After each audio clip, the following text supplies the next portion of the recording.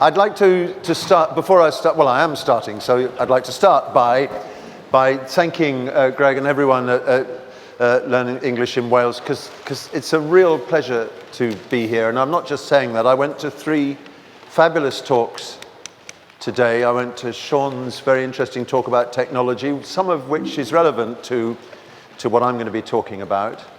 Tristan Francis did a lovely talk about teacher development, and Emma Lomax did a fabulous talk about, I'll never forget you nodding, basically. So if you don't nod all the way through this talk, you're toast, okay? And those talks I didn't go to, I'm really sorry, but you can only go to one at a time, that's the trouble. It's really nice to be here. I think I ought to start by making my computer work properly. That would be a good idea. I think I did that all on my own, didn't I? Yeah. I probably need to explain why it says International IATEFL Goodwill Ambassador, because that sounds a bit peculiar. Hands up if you're a member of IATEFL. A few of you. IATEFL stands for? International Association of Teachers of English as a Foreign Language. It is the UK's premier teaching organisation. Well, actually, it's number 2. Learning English in Wales is number 1, and IATEFL obviously is number 2. And it's an extraordinary organisation. It has thousands and thousands of members. If I tell you that it has thousands and thousands of members, but my membership number is 67, you'll get an idea of how long I've been involved in it, and I love it passionately. And a few months ago, the current president of IATEFL, Carol Reid, who many of you will know as a young learner expert, got in touch with me and said, would I be prepared to be, because I go to a lot of conferences around the world, would I be prepared to be the IATEFL Goodwill Ambassador? And I had instant images of sort of private jets and champagne and cute children and stuff like that, all this kind of thing. But there's nothing in it for me whatsoever. No champagne, nothing, no pay, no free, nothing, except she just said, when you go to places, will you just mention IATEFL? And yes, I will mention IATEFL because it is a fantastic teachers' organisation. It has all sorts of different special interest groups which are really worth joining. And once a year it has its annual conference. And the annual conference is just like this one, only a tiny bit bigger. And so you have 2,000 or 3,000 people at it, and you will find at the annual conference about 5 plenary speakers. That's what I'm doing now, about 5 plenary speakers and hundreds of different workshops like the ones we had earlier today. And people from all over the world. It's absolutely fantastic, and it's a great social occasion as well. And this year, at the beginning of April, IATEFL is taking place in Harrogate, in the north of England. And one of the plenary speakers, as it happens, is, one of the plenary speakers is, thank you, come back, I don't want you, is this guy, Sugata Mitra. Has anyone ever heard of Sugata Mitra? Yes? Why?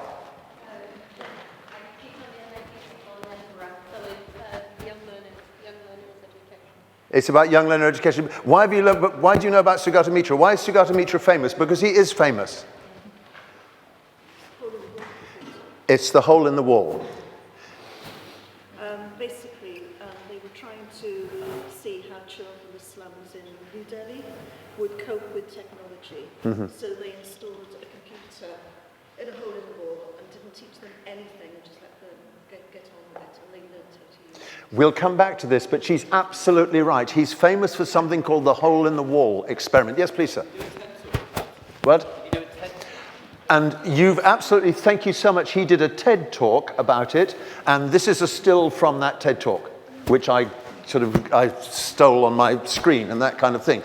Why did he do a TED talk? Because Sugata Mitra's hole in the wall experiment won him a prize of $1 million. He got a prize of $1 million for the hole in the wall. And so he gave a TED talk.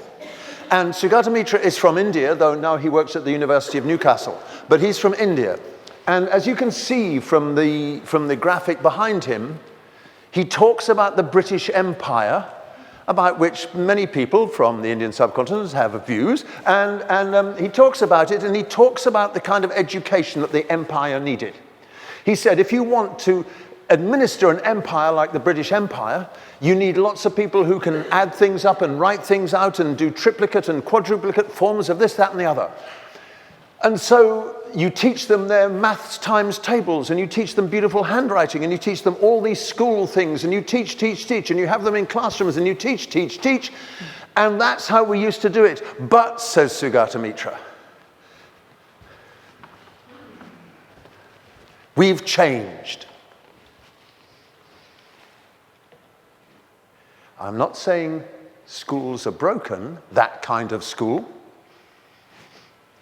It's quite fashionable to say that the education system is broken. It's not broken, it's wonderfully constructed. It's just that we don't need it anymore. It's outdated. Just let that sink in a bit. School. We don't need it anymore. It's outdated. Why? Well, it is exactly as you said, all about the hole in the wall. New Delhi. Sugata Mitra works for a computer company. Now, that's important. He works for a computer company who give him lots of money to do this experiment. And so in a wall on the other side of the office buildings, in the poor areas of New Delhi, in the lower socioeconomic bracket areas of New Delhi, they chuck this computer screen up on a wall and they leave it there. Well, actually, they don't put it up on a wall. They put it at child height, so children can mess around it. They put it in a wall. And what happens, as she said quite rightly, kids surround the wall. They start playing with the computer. There isn't a teacher. Nobody says, now, dear children, when I say go, I want you to press the red button. Nobody says that. They just leave the damn computer in the wall to see what happens. What happens? The kids surround it like flies, you know, and they start playing with it, and they start messing around with it. It's not even in the language they speak. And anyway, most of them can't read. But they assume they've got it, they've understood it. You know, and they start downloading antivirus software, and they're doing all this kind of absolutely unbelievable stuff. And that's where he got his $1 million prize for. Now, if you go and look for the hole in the wall experiment in Sugata Mitra, you can watch his TED talk. Lasts for about 18 minutes or something. You've seen it, I think. I really recommend it, even though it really sets my nerves on edge. But I really recommend it. It's really challenging. Because what Sugata Mitra says is, well, you can see, schools are outdated. We don't need them anymore. Why? Well, instead of schools, what we need are... So I'm going the wrong way again. I think I'm having a bad day. What we need instead of schools are souls. Souls. And soul stands for self-organized learning environment. And a self-organized learning environment is a bunch of us, the 4 or 5 people here sitting in the front. All we do is we get together and we decide to learn something. We organize ourselves. So we are a soul, a self-organized learning environment. And I don't need a teacher to do that. I just need us to get together as a group to learn stuff. Instead of what's happening now, which is not soul at all. You've got some bloke shouting at you at the front, and you're supposed to be sitting there absorbing this unbelievable wisdom, and then you're going to go away having learnt something. But a soul isn't like that at all. You get in a little group, and this group on its own, that's what you need to do. Groups of kids on their own. Solving problems, learning things. If you direct it in the right way, they can learn anything. You can even just put a computer in the wall, and they'll work out how to use it without a teacher at the front saying, this is class 1 of the computer science module. And what Sugata Mitra says, which is why it's relevant to what Shan was talking about this morning, what Sugata Mitra says is, and we can do it now because when Tristan this morning mentioned the blog that his school has, I just got out my phone and went to it straight away. I didn't have to wait for him afterwards and say, could you tell me the blog? Could you show me the pages? I just got on my phone and went and had a look at his blog. Anything you need, whether it's grammar explanations or examples of people speaking fluently, or examples of people taking turns, if that's what you do, anything you need, it's there waiting for you. Do kids really need, we were, who was talking about, was it you, Eamon? Someone was talking to me about handwriting or something like that. You know, do kids need to learn to handwrite anymore? Do they? That's a rhetorical question. It's not one I have.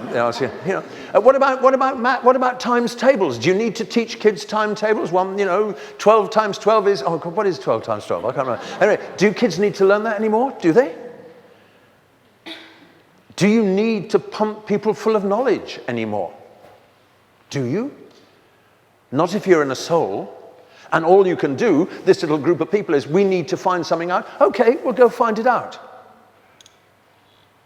It's quite a challenge, isn't it? I'm not saying schools are broken. It's fashionable to say the education system is broken. It's not broken, it's just outdated. We don't need it anymore. Now, I know who I'm talking to. I know who you are. Well, most of you, I've talked to most of you, it seems. I know who you are. We are teachers. Do we organize our students in souls? Or do we teach them? Or is it somewhere halfway between? What do we do? But what Sugata Mitra is saying, challenge is a hell of a lot of what you do, doesn't it? So I find him quite challenging, and I met him, but unfortunately I met him in a social situation. I was desperate to have a really, really big argument. But you're on a boat on the Bosphorus in Istanbul, and you can't really, it's just not right. So I'm really looking forward to Harrogate. He's a very engaging man, by the way, and highly worth listening to, and I'm sure that you enjoyed watching his TED Talk. If you do one thing and one thing only after today, just give yourself 20 minutes and sit down with your computer or your phone or your iPad or something and watch his talk and see what you think. Interestingly enough, however, oh no, that's for another day. Okay. This is the Leipzig Gewandhaus Quartet, and they are 200 years old. Well, they're not, obviously, but the quartet has been in existence for 200 years, and what they do, I guess whenever it is select 4 of the best string players from the Leipzig Gewandhaus Orchestra, and there they are in a quartet. And I'd just like to give you a chance to listen to them. They're playing the Andante Cantabile from Mozart's Quartet K387, I think that's the number.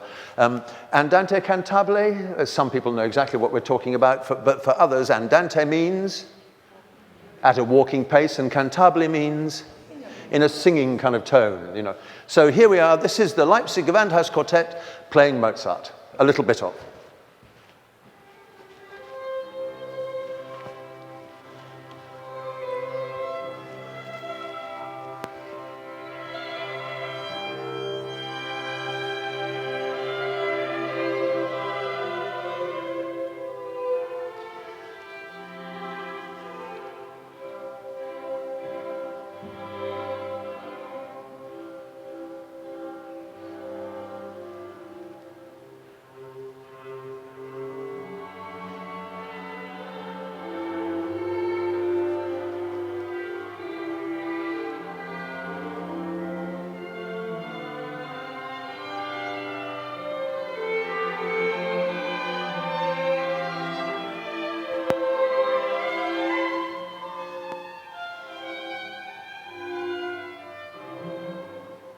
Like it?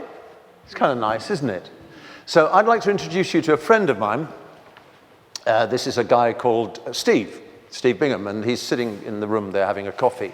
And I very much hope you'll stay for the show Steve and I are going to put on for you later. That's some of his gear. And so, anyway, but that's for later. Steve is a violinist. If you stay for the show, you will discover that he's a really, really, really good violinist and an incredible performer. And he and I do a lot of work together, music and words performance. But he's also a performing musician, and he also is a musician. He runs workshops and things like that. So last year, or maybe it's about 12, 13, 14 months ago, that was it. About 14 months ago, he was running a workshop about an hour away from Cambridge, where I live, for amateur musicians. And we were going to do a performance in the evening, and he said, would I go along and do a performance? But I stupidly got the time wrong, so I arrived an hour too early. And he sort of thought, well, what am I going to do with Jeremy? He said, well, would you like to just come along and watch me do some of my coaching? And I said, yeah, sure, I'd love to come along. And so we went into a room, and there was a string quartet of old ladies. And by old ladies, I mean ladies of my age. And so there's a string quartet of old ladies, and they were sitting there. And he said to them, okay, and they looked, by the way, they looked pretty nervous. Because Steve walked in, they were like this. And he said, what have you got for me? And so they started to play the Andante Cantabile from Mozart's K387 quartet. And they were terrible. They were nervous, they were like this, you know. And so I'm sitting in the corner, listening to this and watching my friend Steve, and he's got this wonderful, rather slightly friendly kind of, but inscrutably friendly face. And I'm thinking, what the hell is he going to do? You know, because they're awful. What do you say? You're awful. What do you say? What do you do? You know, how do you do that? What do you do? So after a bit, I said, he said, okay. He said, thanks very much. That's fine. And then I think, so what's he going to do? Is he going to tell them to play it again? Is he going to do this? Is he going to tell them to play in tune? Is he going to shout at them? What's he going to do? And what he did, well, in order to explain what he did, I'm going to play you a tiny little bit of that music again. Only this time you have to watch the cellist, okay? Have to watch the cellist. That's the, you know, in case, I'm sure you'll know, but that's this one. So here we are. Here we go again. Watch the cellist.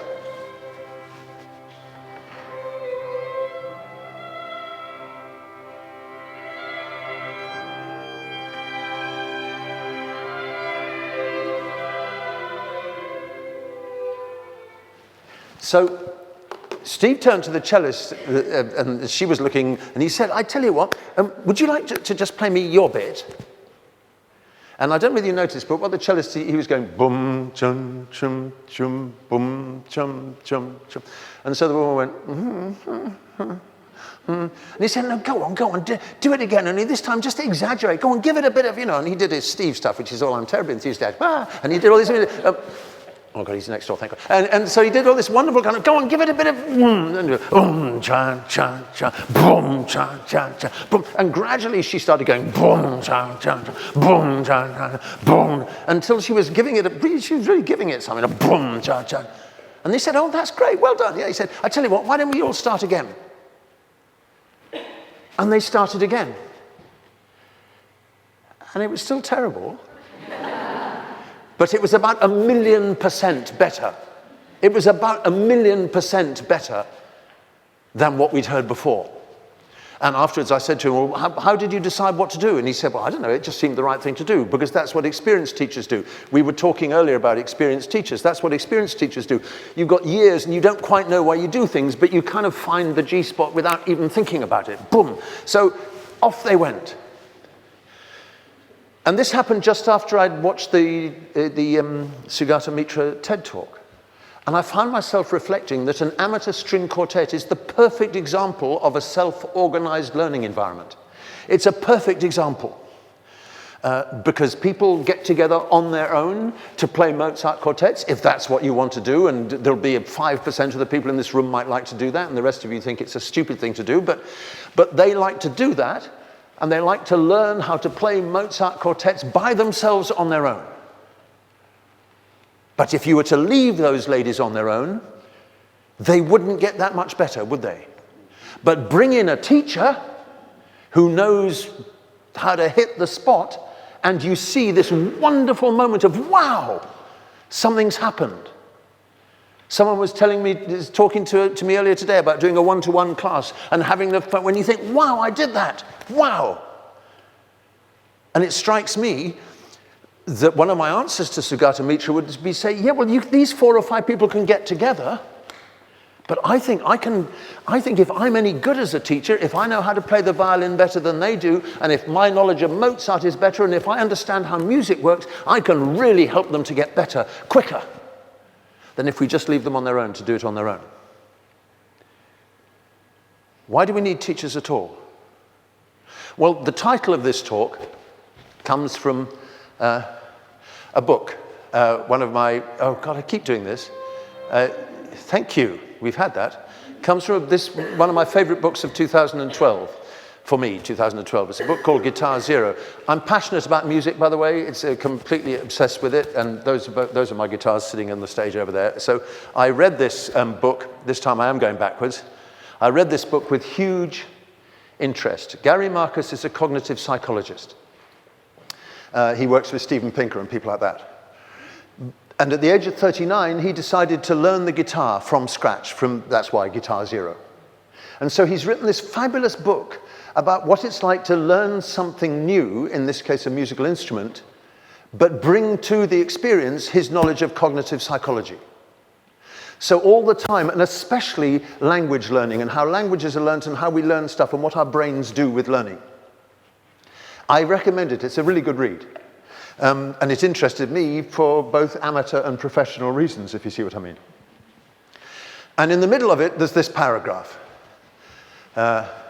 He says, why do we need teachers at all? And I'm sure you can read every single word at the back.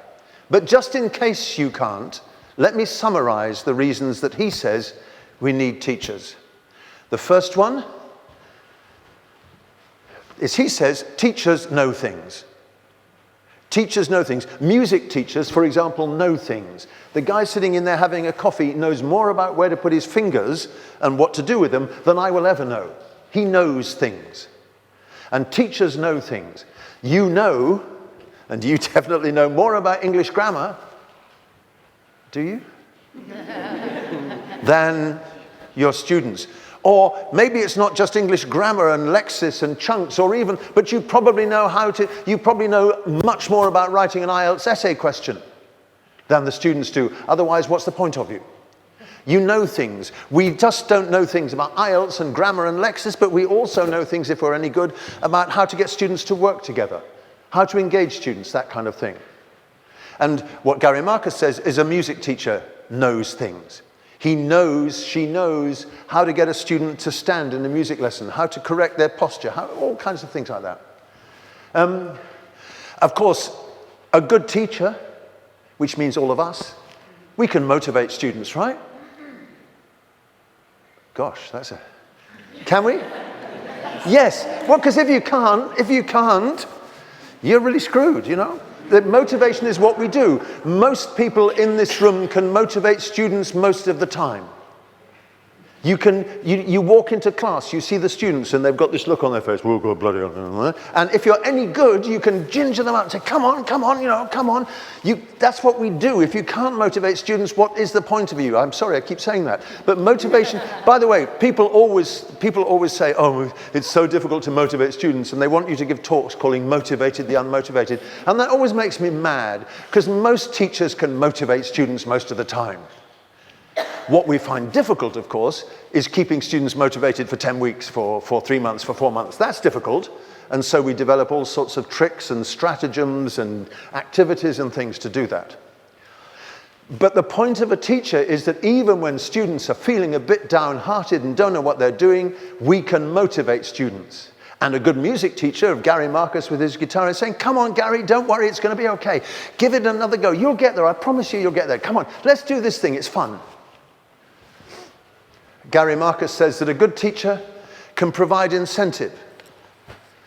Test on Friday.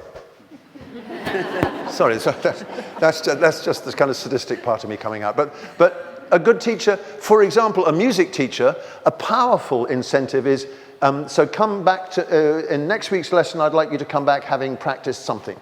That's quite incentivizing. Or why don't you try this? If you do this enough, dear music student, if you do this enough, I reckon you will solve that problem. So I've given you incentive to do this a lot. A good teacher can provide you with goals, with challenges. And the skill of a teacher, of course, is how do you get the level of challenge just right? But that's what we do. We provide incentive.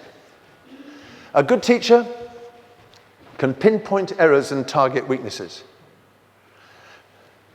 Because if you're learning a musical instrument, the guitar, and you don't quite understand why you're getting this kind of funny noise from this string, a good teacher can say, look at the position of your fourth finger. It's kind of flat on the string. You need to somehow arch it. Otherwise, you're going to deaden the string here, or I don't know, something like that. And the good teacher can see that, where the student can't. A good teacher, for example, if we're talking about turn taking, a good teacher can actually say to a student, look, the reason this conversation isn't going so well It's because you keep interrupting, or you don't interrupt enough, or what a good teacher can teach students about good speaking, but can also teach students about good listenership and show them when it's not working. Teachers can pinpoint errors, show weaknesses. And that's because, supposedly, go back to the top left-hand corner, we know stuff, and we recognize when mistakes are made. And lastly, Gary Marcus found, teachers can impose structure. Now, there are some of us, how many people in this room play the guitar? So a few of us play the guitar. Imagine if you don't play the guitar, which is the rest of you poor, benighted fools. Oh, sorry, the rest of you who don't, it just came out. The rest of you who don't play the guitar, if I give you one of these and say, take it away and come back and play me a song on Monday, that's quite a challenge. Because you know, it's bloody 6 strings, where do you put your fingers? What do you do with your right hand? What do you do this? That's a hell of a challenge. But I wouldn't do that as a teacher. If I was going to teach you the guitar, I would impose some kind of structure on your experience and say, look, before next week, I'll show you 2 or 3 things, and all you have to do is practice that so you get used to it. Not the whole of how to play the guitar, the whole guitar. But just a little bit of structure. A good teacher can impose structure, not grammar structure, but learning structure. And certainly in lower levels of teaching experience, one of the things we do best is to try and not exactly package things, because otherwise you get people like Scott Thornbury or Cross, but not to package things, but at least to provide them in edible chunks. You don't say eat the whole damn meal, eat the whole of food in the world today. You say eat a little bit. That's a really bad analogy, but I'm pretty certain, metaphor, I'm pretty certain you get what I mean. A good teacher can actually help to kind of organize the world in such a way that students can see what's going on and not be swamped, drowned, lost, everything else like that.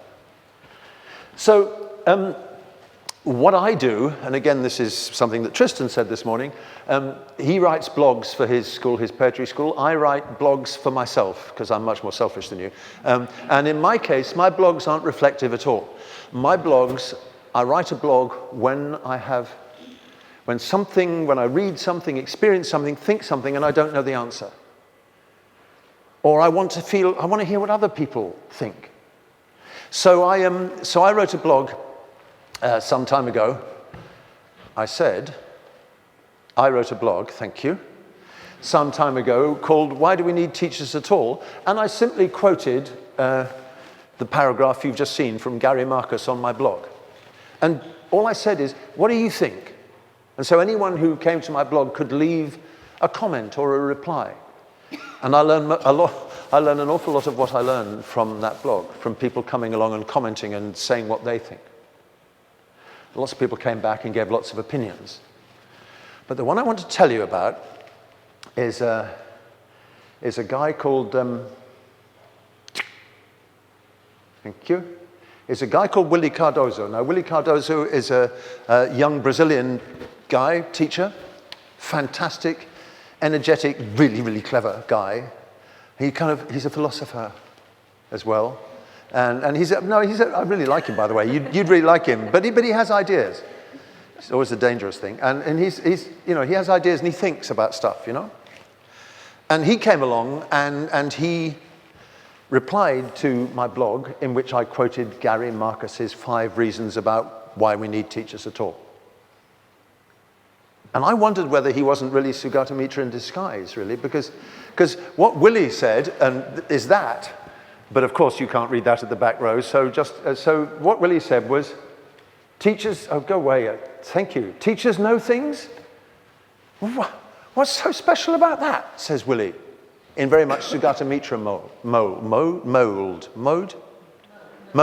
in Sugata Mitra mode. He said, what's so special about that? I don't need a teacher to know things. I can find anything I want. I can go to YouTube. If you want to learn how to play the guitar, it's all over the internet. You can teach yourself how to play the guitar in 5 seconds flat by going to the chords and watching people, and people give lectures on YouTube about how to go from G to C or something. It's easy. I don't need teachers. I can do it myself, says Willie. Why do I need a teacher to know things? I can go and find things. He's a soul man, isn't he?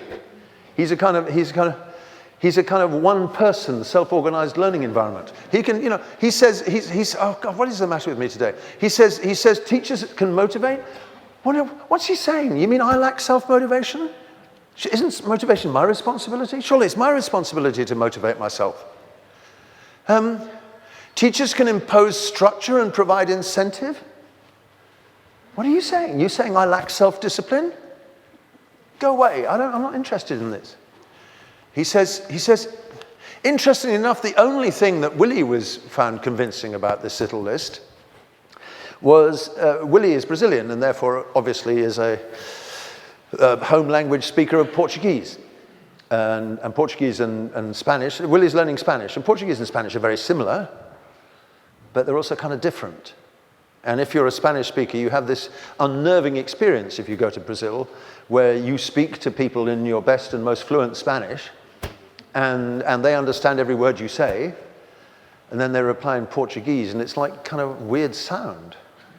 It's very, but when you read Portuguese, it's much easier. Anyway, Willie's point is that learning Spanish, he's found less easy than he expected.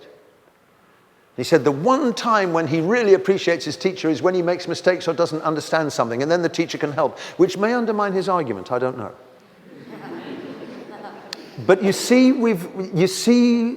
I've spent far too long on this, but there's something going on here. We talk all the time about our profound desire to provoke and create learner autonomy.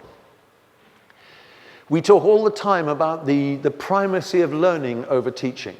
We say all the time that perhaps the best thing we could ever do is teach the students so well that they don't need a teacher anymore, which is true.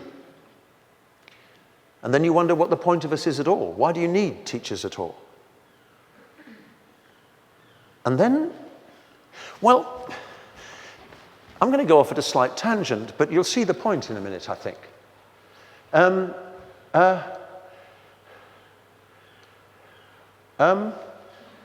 Thank you. I'm having terrible trouble with my clicker, and it sounds a bit like the sort of thing you should see a doctor for, doesn't it? Doctor, and my clicker's gone a bit funny. Anyway, I had a really extraordinary experience the other day. Well, actually, it was January 2013, so it was a year ago. The first thing that happened is I was in my kitchen making coffee with Radio 4 on. And there was a program called the Book Program, or Open Book, I think it is, with a woman called Mariella Frostrup. And she interviewed a woman here whose name, I believe, is Phillips. What's her name? Oh, damn, I can't remember her name. Sian Phillips? I don't know. Maybe I got Sian on the brain, maybe. I don't know. Anyway, her name's Phillips, who was a research student at Stanford. And she did an extraordinary experiment using the novel Mansfield Park by Jane Austen. And this instantly awakened my interest because at that very moment, Steve and I and Steve's quartet were doing a show for the British Council about Pride and Prejudice. So I was sort of, because last year was the 200th anniversary of I'm getting off the point. Anyway, so she got her subjects to read Mansfield Park. And she got them to read it for pleasure.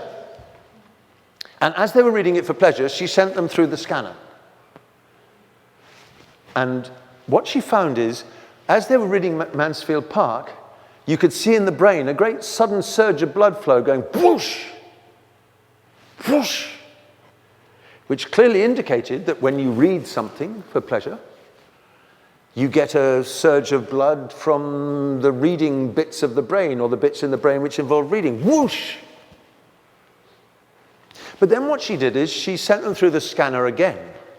Only this time she only gave them a page of Mansfield Park. And she said to them, you have to study it textually and work out. Basically, she turned into a bit of a Sam, really, to be honest, and gave them a sort of IELTS version of what was going on and said, you've got to study it for text structure and this, that, and the other. She was a bit like him. And she sent them back through the scanner. And you know what happened? Different bit of the brain, whoosh, a bigger whoosh, whoosh, a great big whoosh of blood. So when they were reading it for pleasure, it was going whoosh, and when they were reading it for pleasure, whoosh, like that. So there was a marked difference in what was going on. That when they read for pleasure, they got wah, And when they were reading for concentrated, they went, wah! Much stronger, much more pronounced, much more powerful whoosh of blood. And it wasn't even necessarily from the same bits of the brain that were whooshing for pleasure. Now this excited her.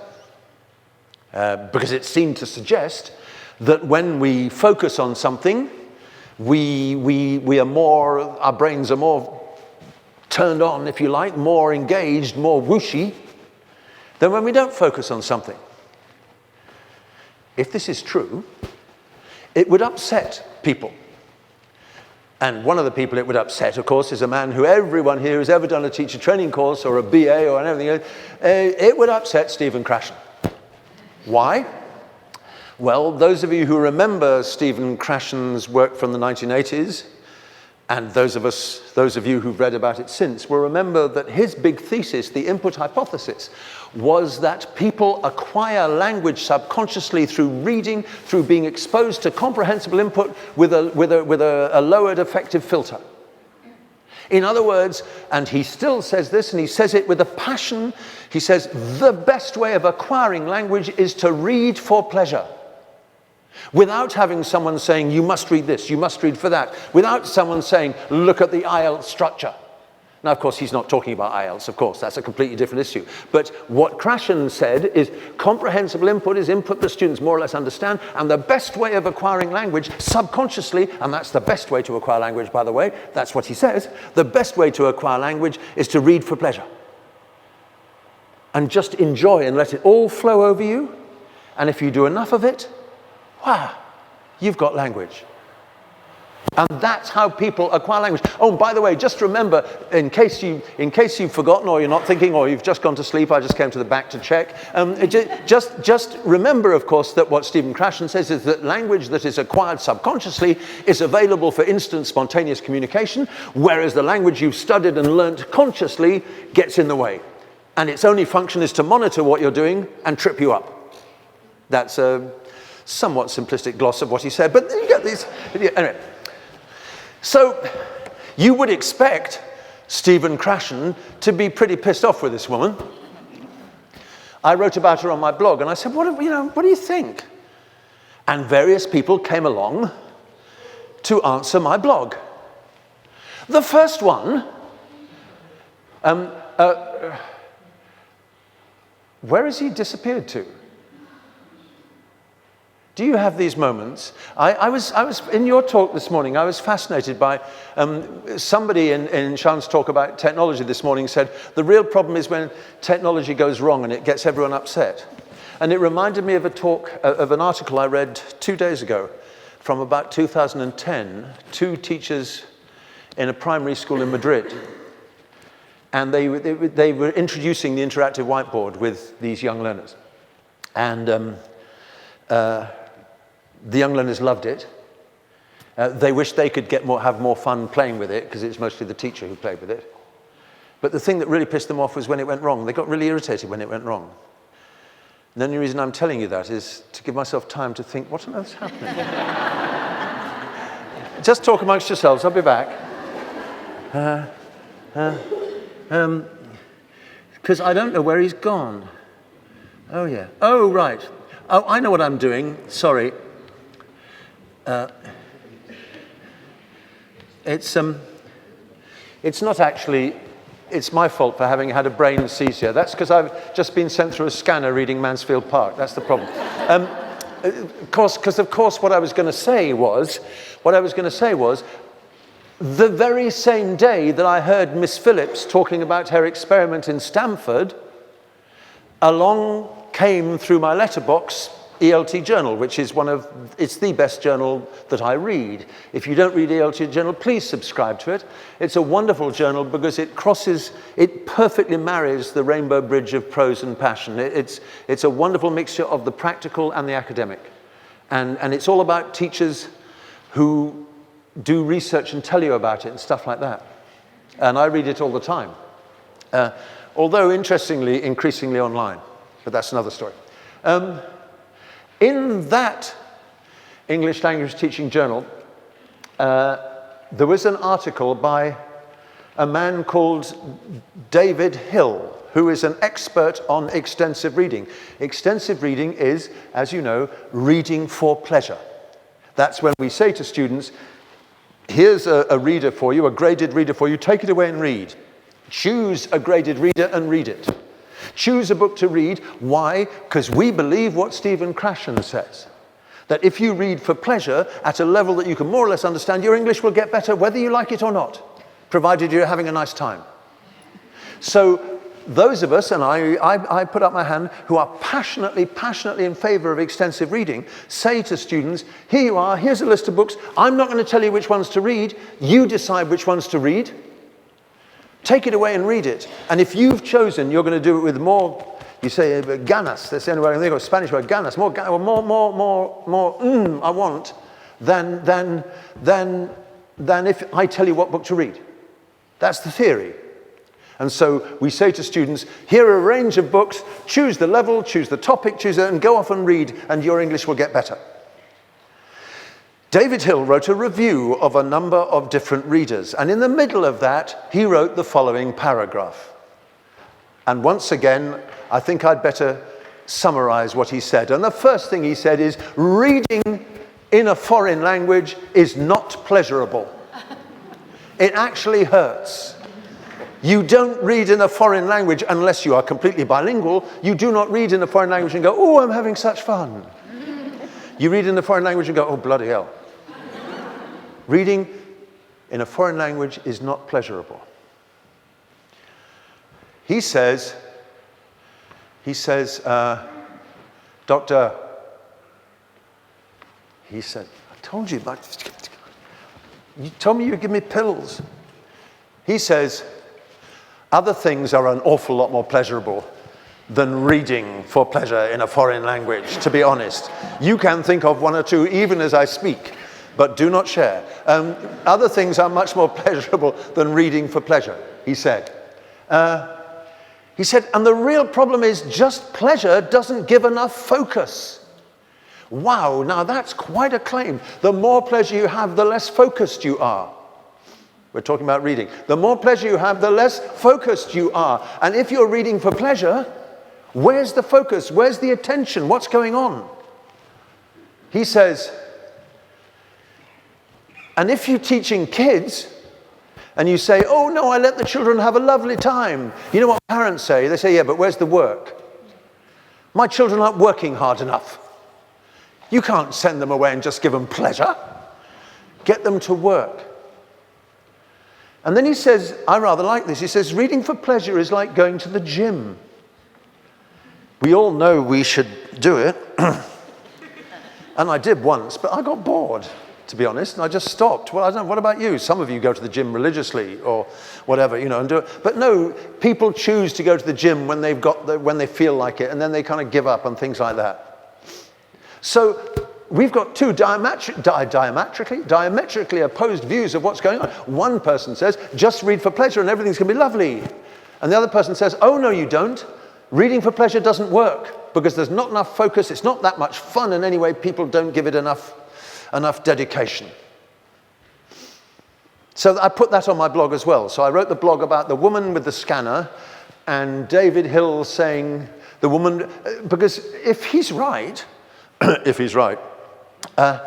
looks like the girl sending the woman sending the people through the scanner is onto something. But if Stephen Krashen is right, she's not. And he's not. So I put this on my blog. And I've now got back to the place I wanted to get to, because, of course, people came along and wrote on my blog and left their comments. And the first person who left their comment was a man called Stephen Krashen.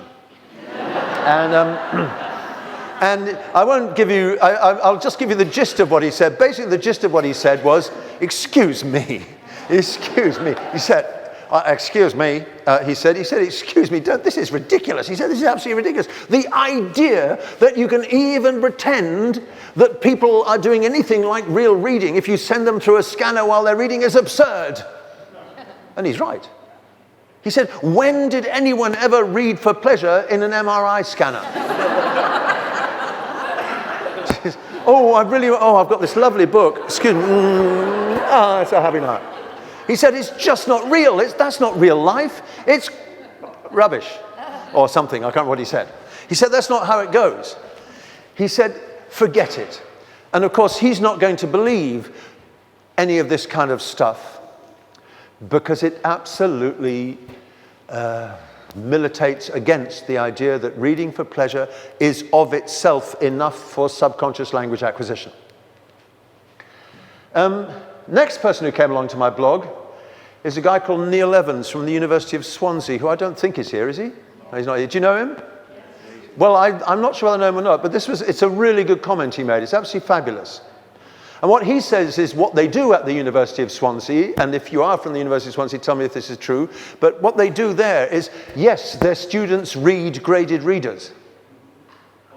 But on an EAP, but the teacher chooses the readers, and they read them for pleasure, but they also study them. What he says here is that he used to get students just to read for pleasure.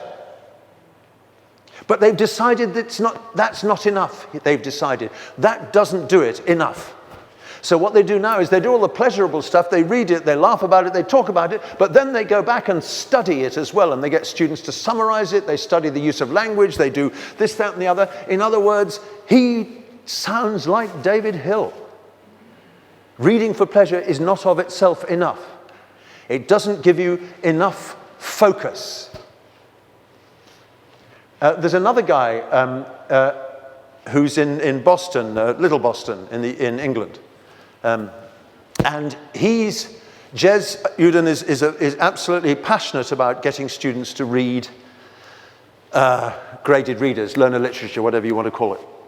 And what he does is he organizes reading groups, like book groups. Like, do people in Wales do lots of book groups? Book group, the greatest... the book group, the greatest invention in the world. Let's get together and talk about Great Expectations. Yes, that's really good. I liked your point. Has anyone bought any wine?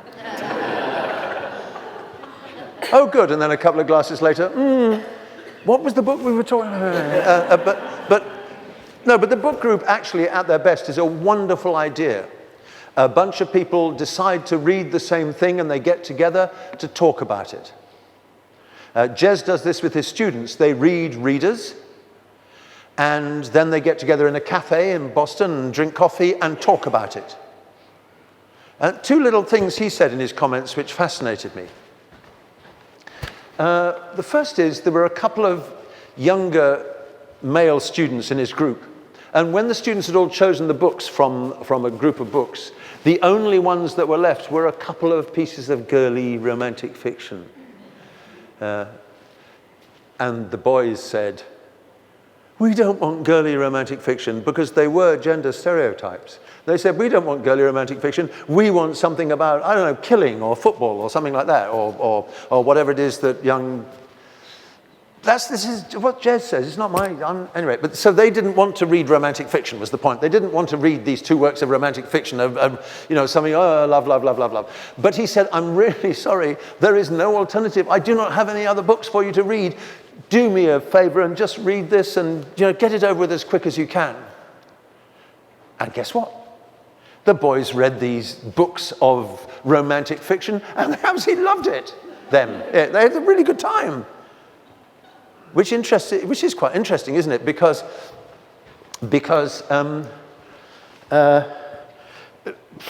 if you follow the kind of classic extensive reading kind of program, you wouldn't make the boys read romantic fiction. The whole point is they should be able to choose what they get to read. But in Neil Evans's classes, they don't choose, the teacher chooses what they're going to read. That's the book that's chosen. And what Jez says is that actually, if you get students to read things, some things they don't think they're going to like, they might like them a lot. But the next thing he says is that for him, the act of reading is not the learning focus. It's the discussion after the reading where the language learning takes place. It's when students get together to discuss what they liked and what they didn't like and their favorite characters and the bit in the story and what their story was about. That's when language learning takes place. It's not the act of just going, oh, read, that does the trick. It's the discussion afterwards. So Jez Uden and Neil Evans sound a little bit similar to me, and Stephen Krashen doesn't. if you want to know things, you really have to go back to music. Who is this? You know who this is. Sheryl Crow. This is Sheryl Crow. Does anyone like Sheryl Crow? It looks like she's got a nice guitar, I have to say. I'd like the guitar. Well, I quite like her, to be honest. But anyway, the thing is, if you have a real problem about academic issues in language teaching, you should always consult Sheryl Crow. because on February the 11th this year, there was a little interview with Sheryl Crow in The Guardian. And it's one of those little things where they ask them about 10 little questions about stuff. And does this happen to you when you're reading the paper and suddenly someone says something which isn't about English language teaching at all, but it kind of leaps out and bashes you on the nose? Have you ever had that experience? Well, in the middle of her interview, one of his, what was your first big breakthrough? I've had two. The first was singing a jingle for McDonald's while I was teaching in Missouri. It took 45 minutes, but I made more money than I had in 2 years of teaching. So basically, if you're doing a BA in teaching, just forget it. Just write a jingle for McDonald's. You'll do much, much better, to be honest. I rather like that. But then the real question is, would you want to spend the rest of your life writing jingles for McDonald's, or do you prefer the classroom? We prefer the classroom. Good. Okay. The second thing is, but this is the bit that came up and hit me on the nose. I just thought this was fascinating. What have you sacrificed for your art? To which she replied, my love life. I don't know whether you know about her, but she's been with various guys. She was with Lance Armstrong, the dope fiend cyclist bully guy for years. Anyway, but what have you sacrificed for your art? My love life.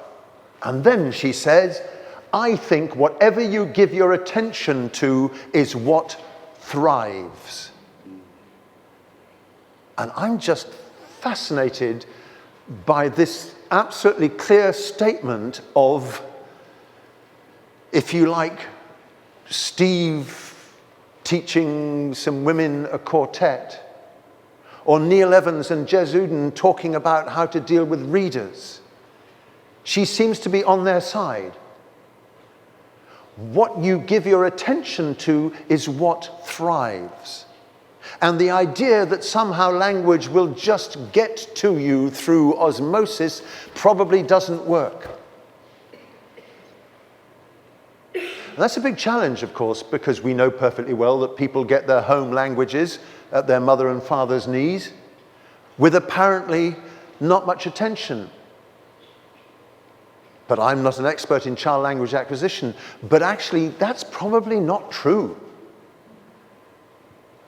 Kids give their attention to the language around them, not like a grammar lesson, not like a bunch of adults, not like a proficiency class, but attention is given. The question, it seems to me, by the way, I love getting students to read. I think reading is one of the most pleasurable activities in the world, and extensive reading really, really works. But the question I have, which takes us right back to Sugata Mitra and the idea of just what you give your attention to is what thrives. Maybe just doing something, which was, after all, one of the greatest kind of legacies of the communicative approach, partly what we were talking about earlier. Just doing something may not be enough. Because in order to do something, you have to give your attention to what you're doing, and then maybe it will thrive. You might want to have a look on YouTube for this guy, Stephen Chu. We're just about to finish, by the way. This guy, Stephen Chu, as you can see, he's a psychology professor from Samford University.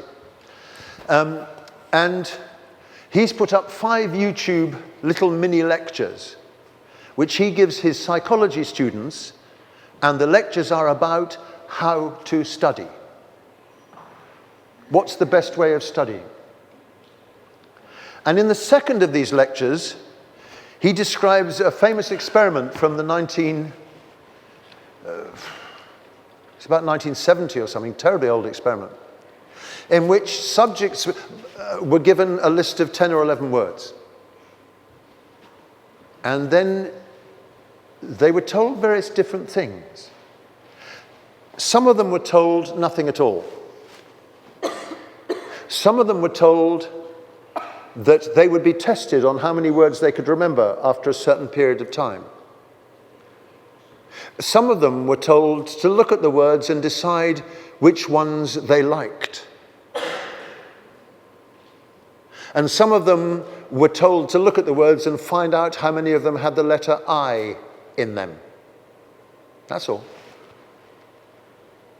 And in his lecture, Stephen Chu asks his students to predict which of those 4 variables had an effect on whether the experiment, what do you call them, subjects, remembered the words or not.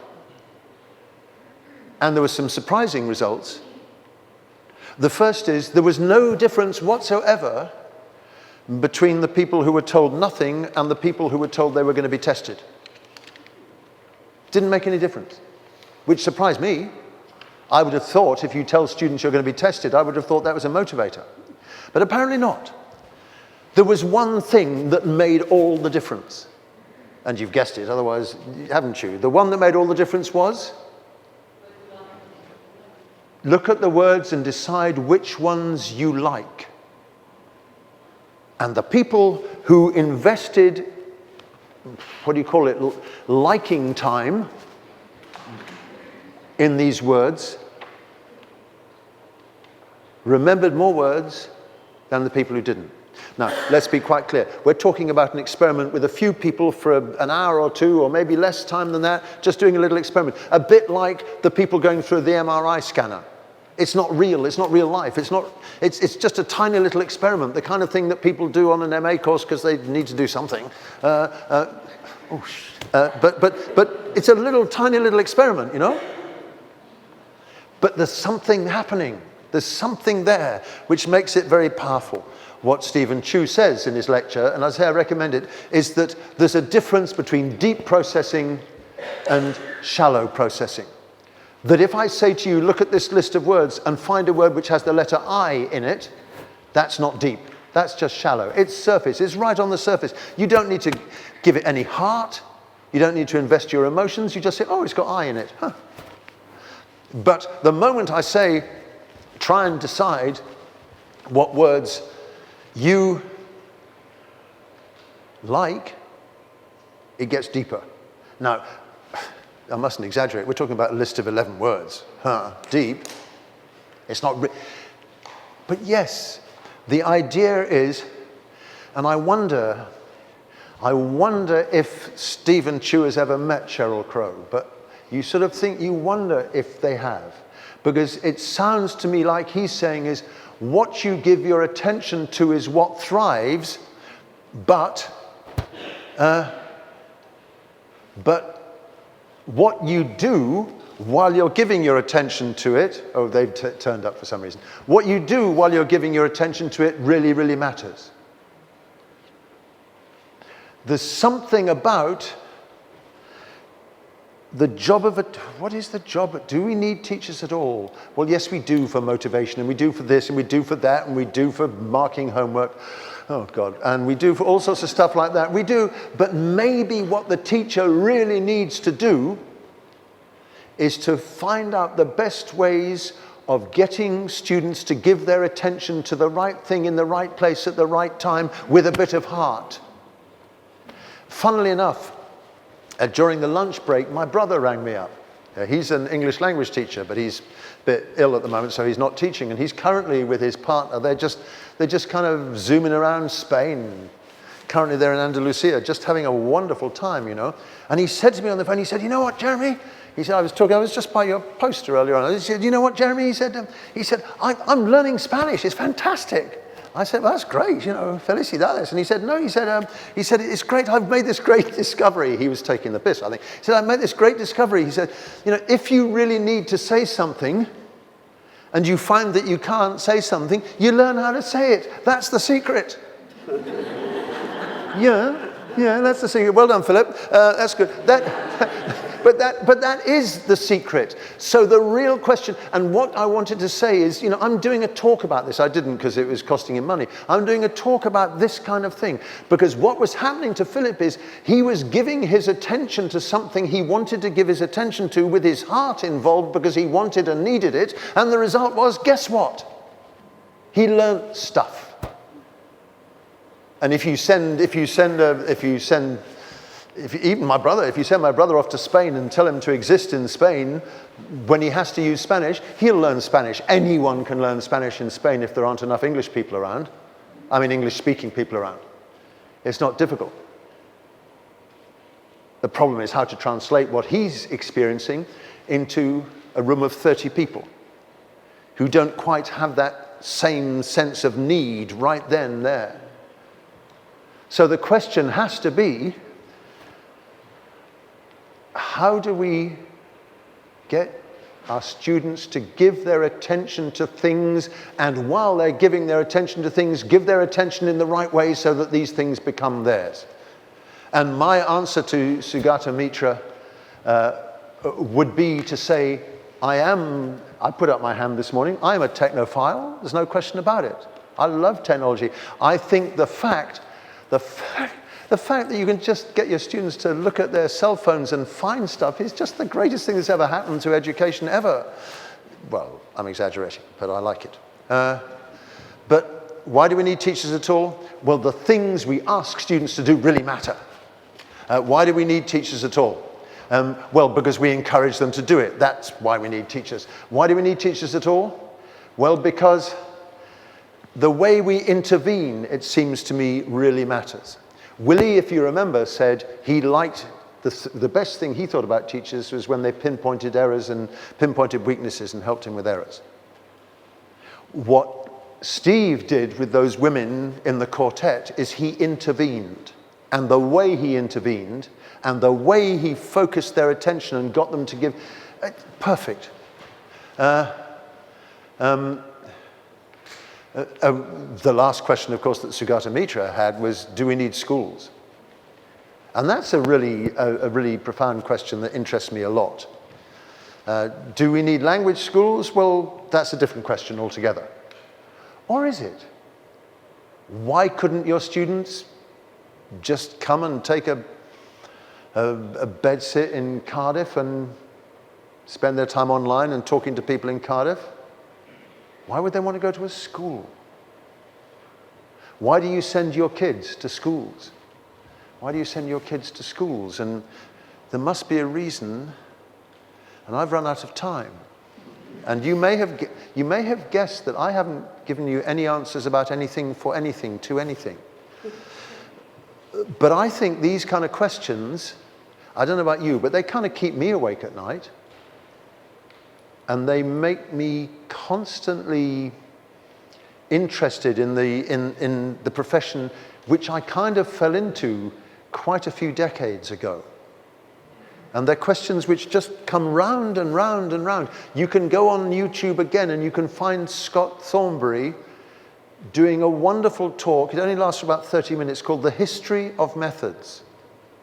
And you will find that these questions come back and back and back. Look at books from the 1920s, worrying about the same kind of things.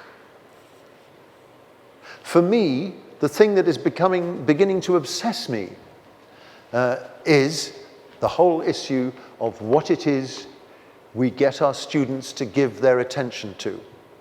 And if you're running a can and can't drill with beginners, there's not much to say. But what about intermediate students? What about later?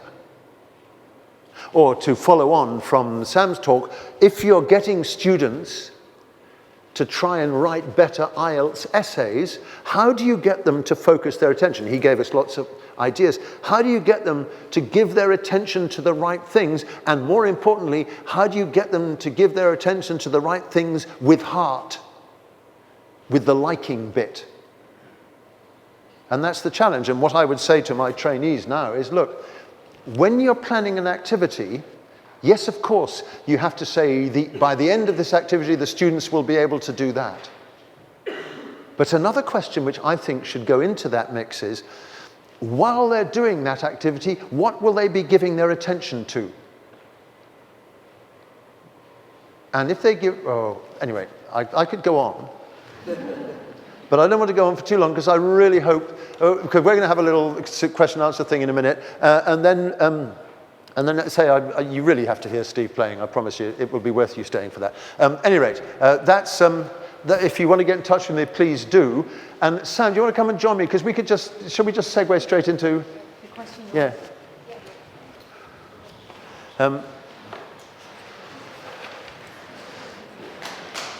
Oh, you don't know? No, take it.